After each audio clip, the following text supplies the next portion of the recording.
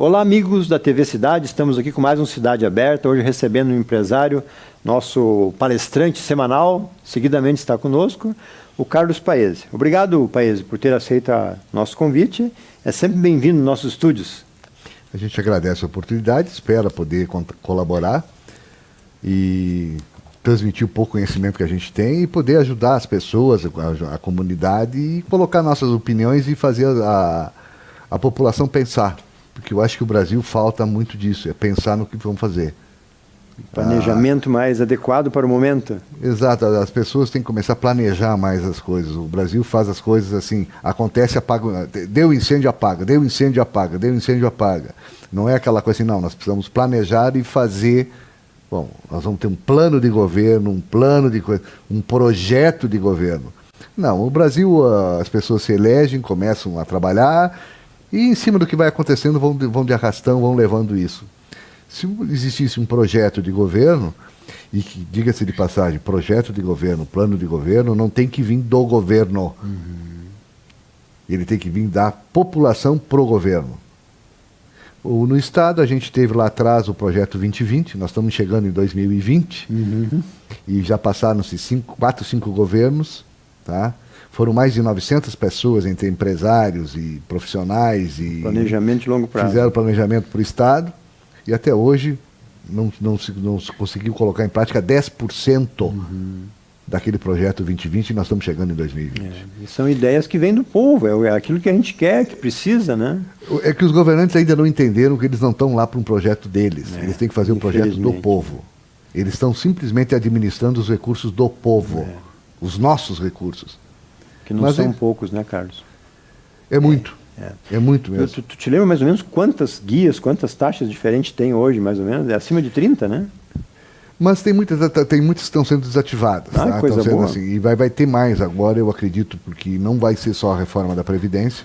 Tá? Nós vamos ter que ter uma reforma tributária, nós vamos ter que ter uma reforma eleitoral, porque essa meia sola que eles fizeram na reforma eleitoral, ela só beneficiou quem? Eles. Certo. Essa semana a gente teve aí que os deputados não aprovaram o projeto do Partido Novo, se eu não me engano, onde eles teriam que devolver.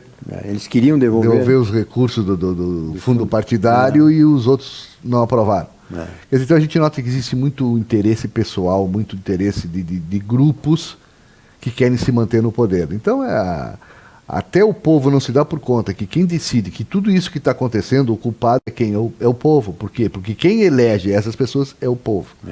Uma resposta a gente já teve.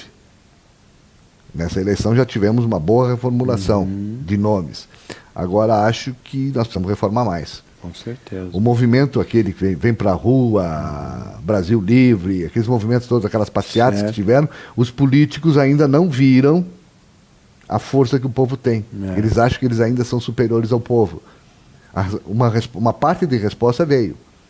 Renovou uma parte, né, só dos políticos. E a gente nota assim que eles estão fazendo descasos até com a gente, que se tu pega assim, que se um Lobão voltou para dentro do Senado agora, que não se reelegeu, mas ele ganhou um cargo com 7 assessores, isso é uma premiação para um cara que estava envolvido aí em vários indiciamentos, né? E eu entendo que se existe um indício, a primeira coisa que tem é afastar. Com certeza. Afasta e aí depois provou, não é, então tá, e tu pode voltar. Agora, se tu tá indiciado, tem alguma coisa, te afasta. A gente teve ali no início do governo Temer, quantos ministros foram colocados, aí aparecia que estava no Lava Jato, que estava com... Né? Quer dizer, antes de tu nomear um ministro, antes de tu nomear alguém, tu tem que ver o histórico dele, com certeza, o perfil, ver se ele não está envolvido em nenhuma situação que impediria ele de estar lá dentro. A gente viu assim com o Temer tentando com o Moreira Franco, a Dilma tentando arrumar um cargo para o Lula, para ele poder ter o fórum privilegiado. Então, tem que acabar com essa história de fórum privilegiado. Fórum privilegiado talvez tenha que ter o presidente, e eu paro para pensar um pouquinho, para ver se eu dou para mais alguém. Acho que o STJ, ele teria que ser por meritocracia e não por indicação. Porque se ele for por indicação, aí eu vou ser processado e eu indiquei o Glacir. O Glacir não vai fazer nada contra mim, ele vai. Então o STF ele tem que ser por mérito. Estão tentando, mas não vai ser fácil essa mudança aí, né? Precisa do Congresso. Tudo precisa deles, né? E eles não têm muito interesse, porque se eles forem bater de frente com o STF, de repente eles estão sendo julgados por essas mesmas pessoas do STF. E aí fica aquela coisa de, eu tenho medo, qual é a represália que eu posso ter? Todos têm o rabo preso, quer dizer, todos não, a grande maioria, né? Ainda, né? A gente tem uma gurizada nova que está entrando aí, muito boa, que eu acho que eles vão conseguir derrubar aquelas raposas velhas que nós tínhamos lá dentro. Precisa, né? Precisamos disso. Dentro dos teus clientes, dentro do relacionamento que tu tem como empresário, tu está sentindo que esses primeiros 100 dias não é aquilo que se esperava, porque a gente tinha uma expectativa muito grande, né? São 16 anos praticamente de um governo que a gente sabe o que aconteceu no país, né? Mas dentro desse relacionamento, tem sentido uma expectativa boa desse novo governo Bolsonaro?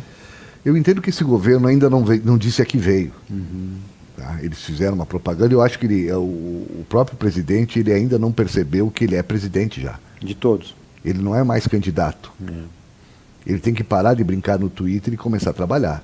Ele tem que dar para os filhos, mandar os filhos calar a boca. São difíceis, menino, né? Mas ou o pai assume, ou então o pai entrega. E ontem o próprio Carlos botou contra o Hamas lá, que se explode. Isso não é coisa do filho do presidente falar, mas né? Por isso mesmo, digo, a imprensa busca esse tipo de fato, porque ele gera uma notícia e tem uma repercussão muito grande. Claro. Então, como o governo não está ainda estruturado, porque nós temos que dar um tempo para esse governo começar a trabalhar, por quê? Porque nós tivemos aí, não são 16 anos.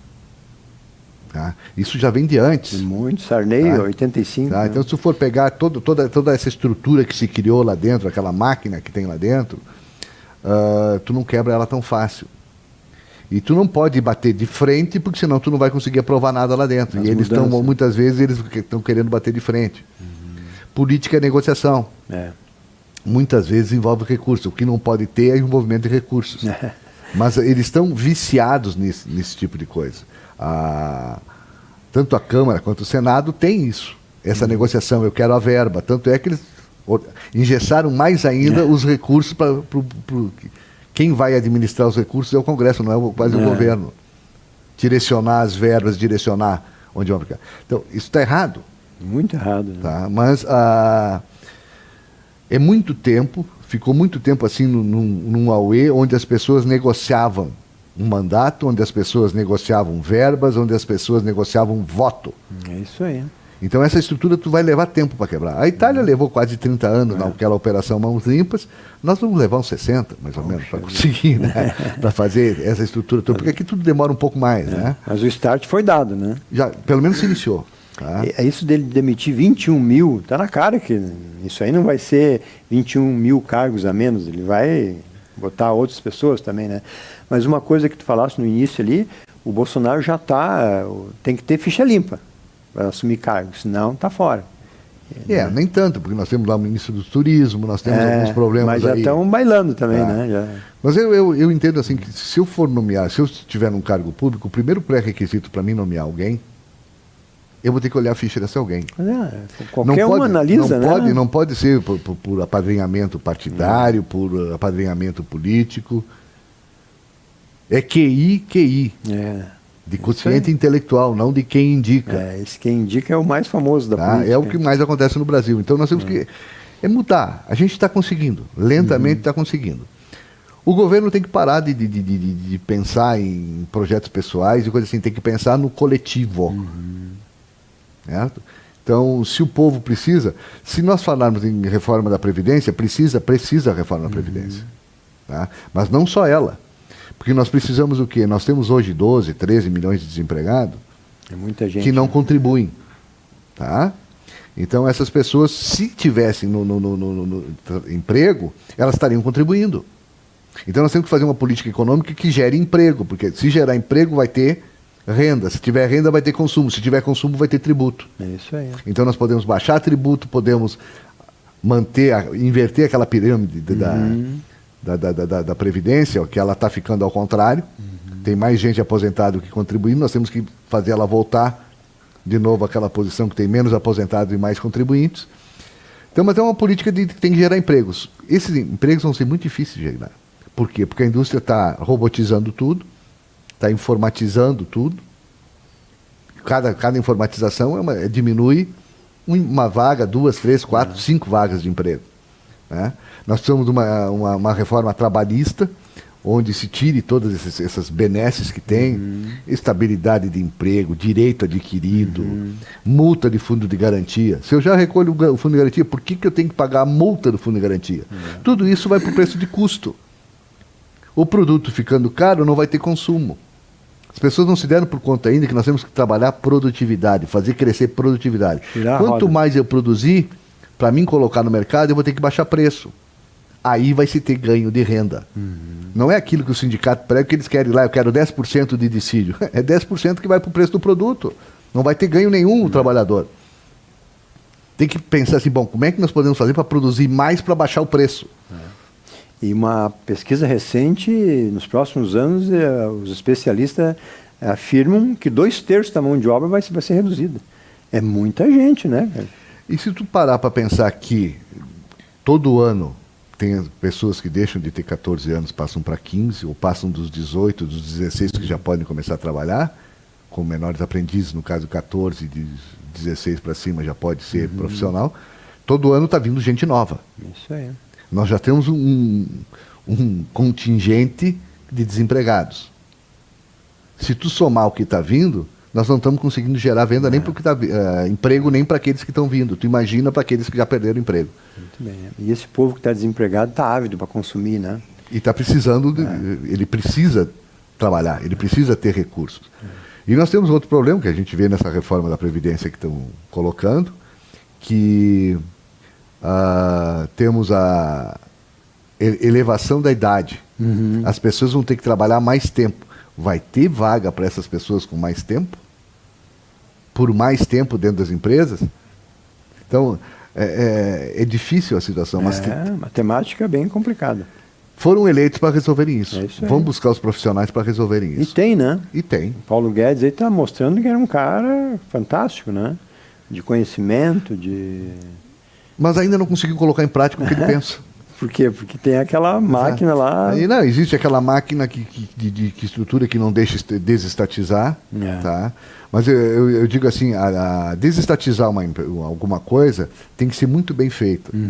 Porque a gente tem vários exemplos aí que não funcionam. Eu desestatizei os telefones, a telefonia, o que aconteceu? Criamos uma Anatel, que não funciona para nada, não serve para nada, é um cabide de emprego. Somente. E assim nós temos todas as outras agências reguladoras. Agências reguladoras que não funcionam. Elas viraram o quê? Cabide de emprego de políticos. Porque elas tinham que regular. Bom, como é que está o sinal? Ah, tá ruim? Ou tu resolve isso por X tempo ou tu tá fora. É isso aí. Porque hoje tem, por exemplo, eu vou dar como exemplo, assim, na minha casa, que é aqui no centro, dependendo do lugar que eu tiver, eu não tenho sinal. É isso aí. Tu tenta imaginar como é que é no interior. Dificílimo mesmo. Como é que eu vou botar uma nota fiscal eletrônica no interior se não tem sinal? E a própria RGE, a RGE de Caxias está se mudando para São Leopoldo. Quer dizer, para te fazer um projeto aqui, tu tem que levar a São Leopoldo. Agora tem o online e tudo, mas para resolver é lá. Quer dizer, não adianta tu ir no local aqui, só tem 2 meninas ali te atendendo para botar no dados online. No computador. Então... É a informatização. É vagas de trabalho que estão deixando de existir. Menos consumo, menos imposto, menos emprego e automaticamente mais mais bolsa. Tributo. Porque é mais fácil eu aumentar o IPTU, ou o ICM, ou o imposto de renda. É fácil.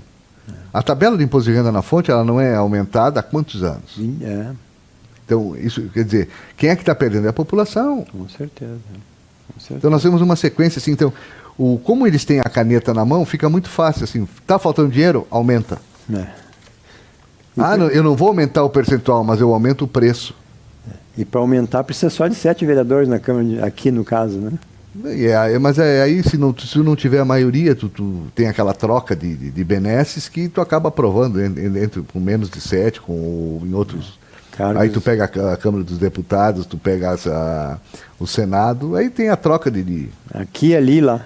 Exato. Muito bem, amigos. Já vamos para o primeiro bloco e em seguida voltamos com mais. Carlos Praese nos prestigiando com seus conhecimentos. Temos muitos assuntos pela frente ainda. Voltamos em seguida.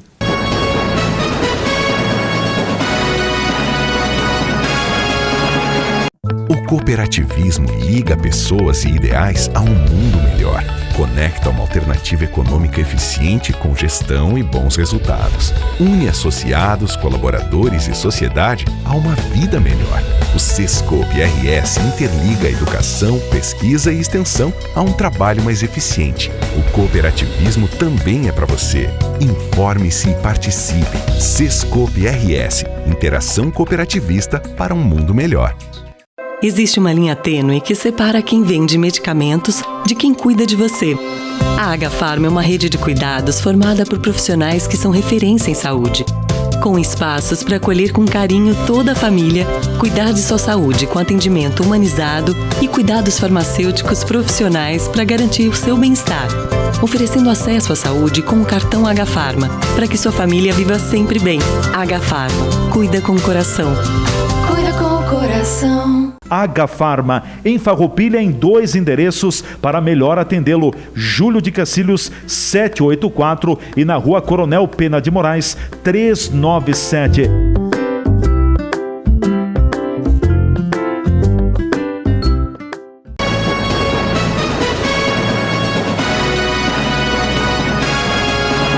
Muito bem, amigos, voltamos com Cidade Aberta, hoje recebendo no nosso estúdio o empresário Carlos Paese, que agora vamos iniciar com o imposto de renda.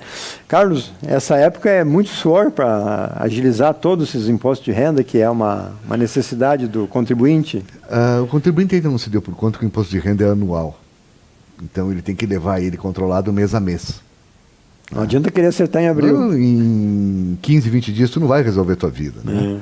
Aí agora começam a aparecer as pessoas desesperadas, porque ela vendeu o carro, não pegou cópia do recibo, vendeu um terreno, não comprou, não pagou a guia do imposto de ganho de capital. Então começam a surgir aqueles fatos e aí começa aquele alvoroço todo.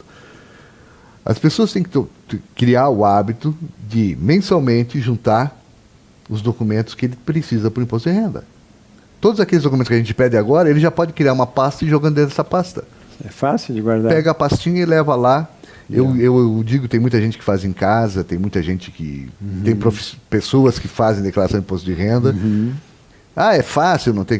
Eu digo assim, a gente está nessa área há 30 e tantos anos, 40, não é 30, é 40, e todos os anos a gente faz curso para se atualizar em questão de imposto de renda. Imagina. Sempre tem mudança. Então tu imagina aquela pessoa que está lá, eu fiz o ano passado, vou fazer de novo.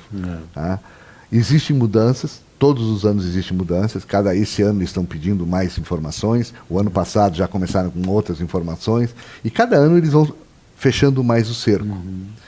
As pessoas têm que pensar que, eu tenho um aluguel, eu não vou declarar.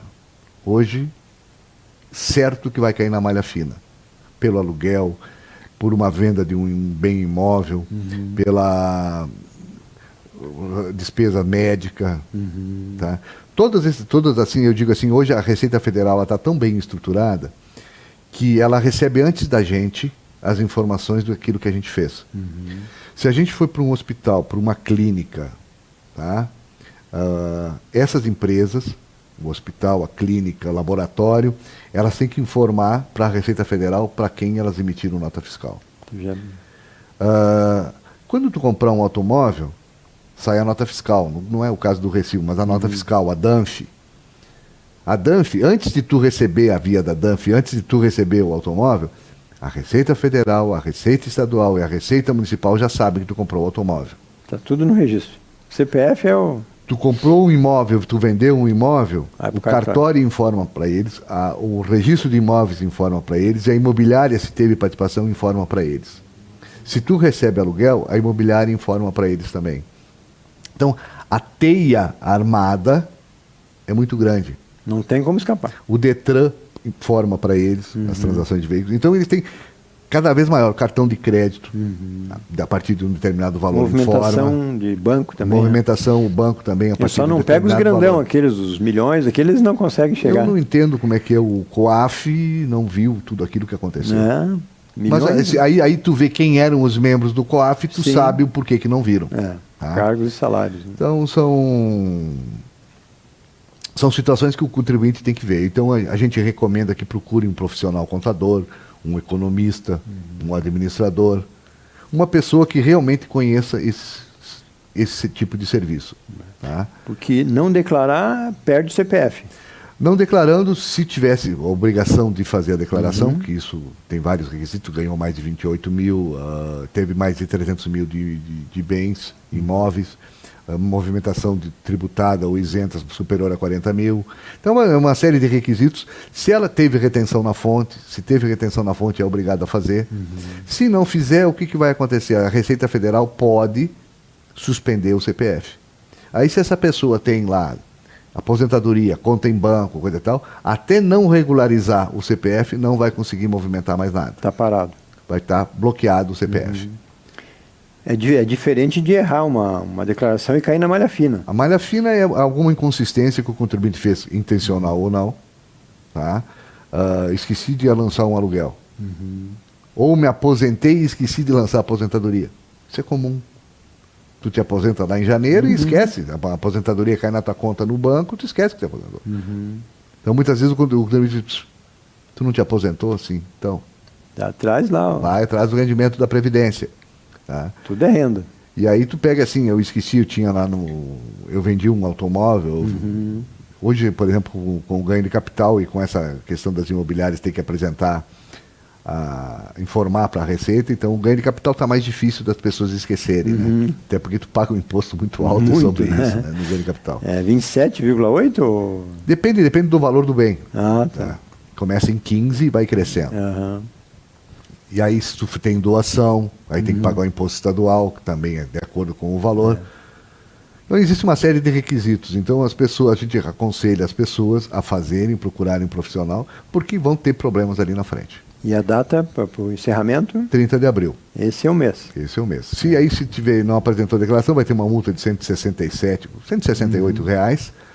E, além dessa multa, ou pode chegar até 20% do valor do imposto. É bastante. E se teve sonegação, se ficar evidenciado uma sonegação, coisa assim, pode chegar até 175% a multa. É um valor bem grande. Então a gente recomenda que procurem profissionais. Aqui em Farroupilha nós temos ótimos profissionais para fazer isso. E que não deixem para a última hora. Porque acumula. Não, as pessoas, eu tenho uma carteira, o Glacir tem outra carteira, coisa e tal. Aí saiu um, entra outro, aquela coisa assim, e de repente tu não vai conseguir alguém que possa te fazer isso. É difícil.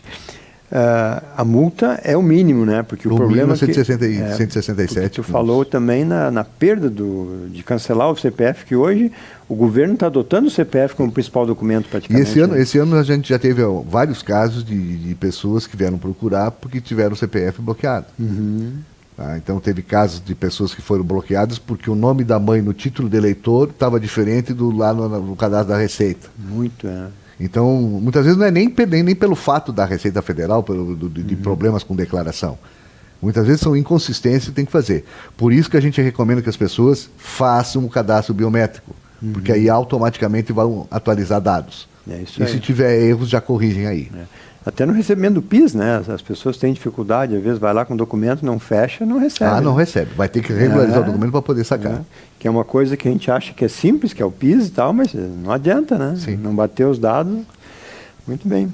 Imposto de renda, então, o principal recado é procurar um profissional, ou se acha que tem condições de fazer, conferir bem, né? Todo mundo tem condições de fazer. Claro. Tá? Mas a gente, em função da complexidade do que está o sistema, como a Receita tem muito mais informações do que tinha lá atrás, eu digo assim, que procure um profissional.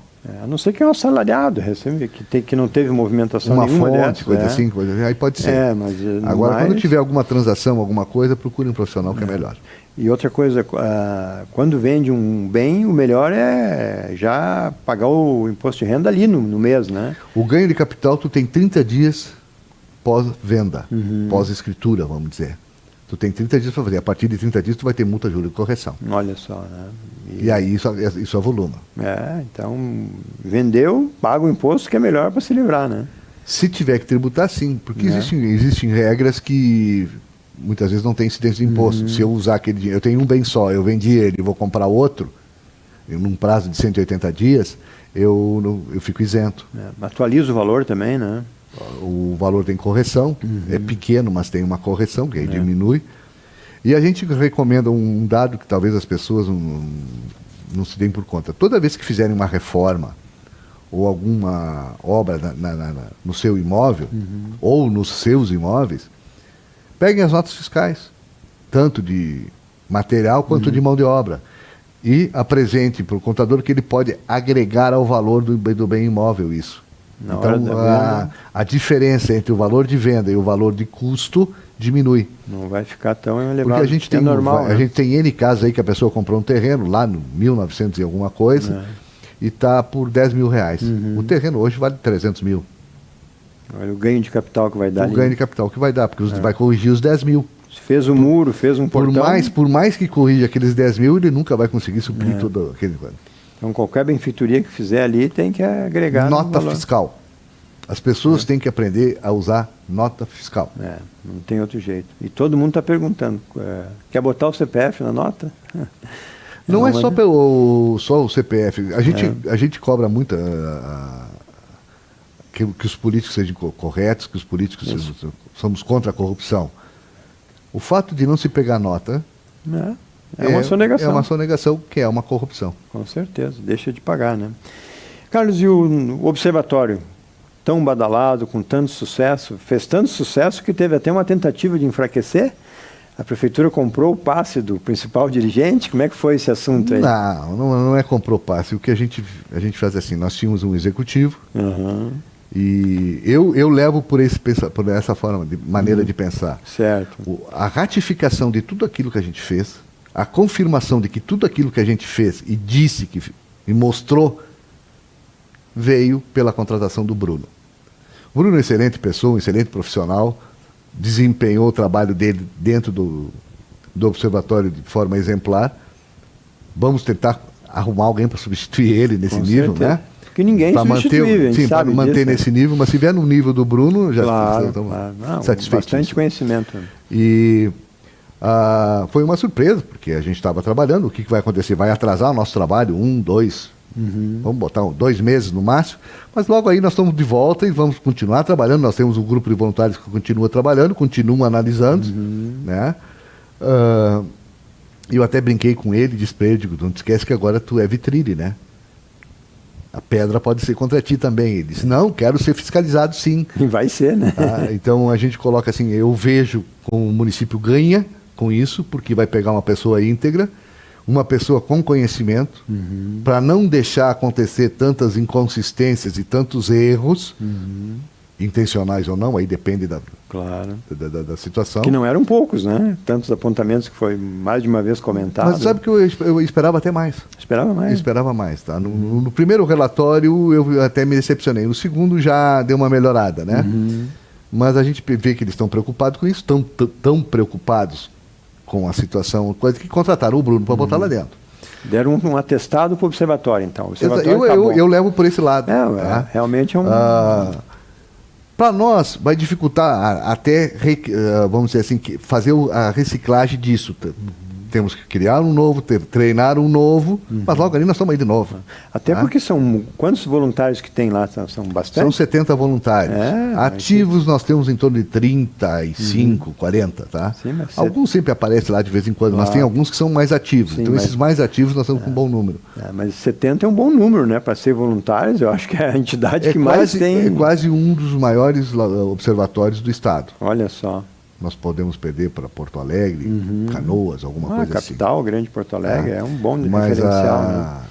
Inclusive, o observatório daqui serviu de referência para outros aí, inclusive, né? Já, né? Sim, a gente teve vários observatórios ligaram para saber como é que se fazia alguma coisa. Porque é uma rede, tá? E nessa rede, eu digo assim, o Paraná e Santa Catarina estão bem na nossa frente. Paraná, porque foi onde surgiu. Começaram bem antes. E Santa Catarina, tu vê o Rio Grande do Sul, nós estamos hoje estávamos em 15, não sei se já são 18, alguma coisa assim, tá?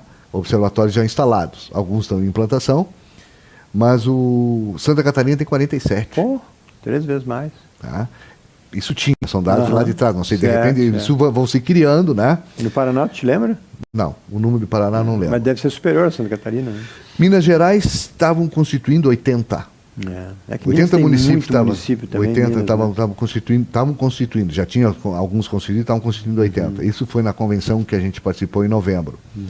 Santa Catarina está tão evoluída que criou o Observatório Estadual. Olha só, Em 10 de dezembro criou o Observatório Estadual.